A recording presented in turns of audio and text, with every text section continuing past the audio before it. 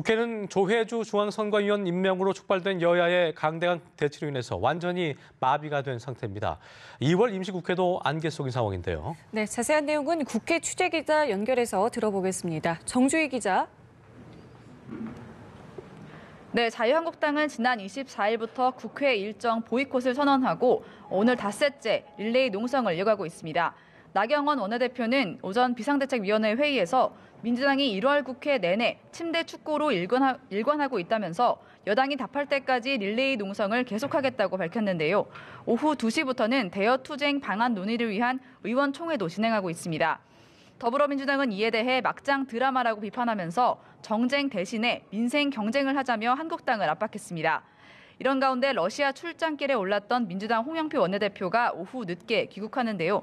꽉 막힌 전국을 풀기 위한 여야 원내대표 회동 가능성이 거론되지만 전망이 밝지만은 않다는 관측도 있습니다. 양당의 강대강 대치 속에 바른미래당은 막장 정치 드라마가 유명 드라마 스카이캐슬 아성에 도전할 것이라며 양당을 싸잡아 비판했습니다.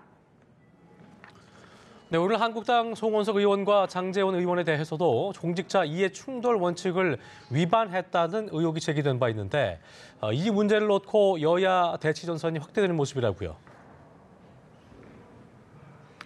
네, 송원석 의원은 김천역 앞에 4층 상가 건물을 소유한 상태에서 김천 역사 활성화를 주장했다는 의혹이 불거졌는데요. 아울러 예결위원인 장제원 의원도 친형이 총장으로 있는 동서대가 포함된 역량 강화대학 지원을 늘려야 한다고 요청했다는 주장이 나왔습니다. 이에 손혜원 의원의 이해충돌 논란으로 수세에 몰렸던 민주당은 역공을 펼쳤는데요. 박광원 최고위원은 의혹에 대한 합당한 설명을 해야 할 것이라고 했고 표창원 의원은 국회의원 전수조사가 필요하다고 공세했습니다. 하지만 한국당 나경원 원내대표는 손혜원의 목포 부동산 투기 의혹은 명백한 범죄라고 거듭 주장하면서 여당이 물타기를 시도하고 있다며 방어에 나섰습니다. 외교 문제에 잡음이 일고 있는 것에 대해서도 설전을 벌였는데요.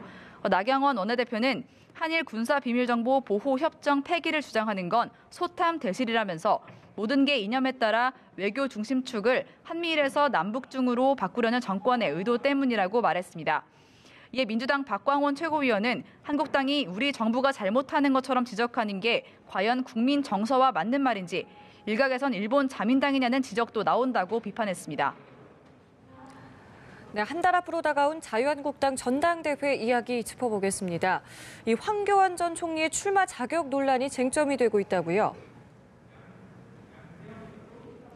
네, 그렇습니다. 입당한 지 3개월이 되지 않아서 당원 당규상 책임 당원 요건을 충족하지 못한 황교안 전 총리의 당대표 후보자 자격 시비가 격화하고 있습니다.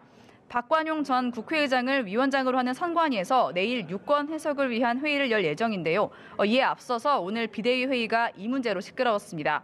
최병길 정현호 비대위원은 당원 당규는 누구도 예외적으로 해석되거나 적용돼서는 안 된다면서 특혜 문제를 제기했는데요. 반면 이만희 의원은 국민들은 누구든지 출마해서 침체에 빠진 문재인 정부의 폭정을 막아주길 원하고 있다고 반박했습니다.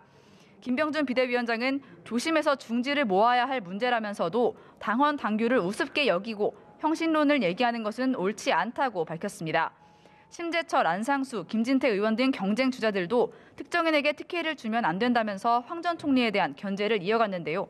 황 전 총리는 내일 자유한국당 당대표 출마를 선언하고자 한다면서 출마 의지를 더욱 확고히 했습니다. 아울러 홍준표 전 대표와 오세훈 전 서울시장, 정우택 의원 등도 이번 주 중 출마 여부를 밝힐 예정입니다. 지금까지 국회에서 연합뉴스TV 정주희입니다.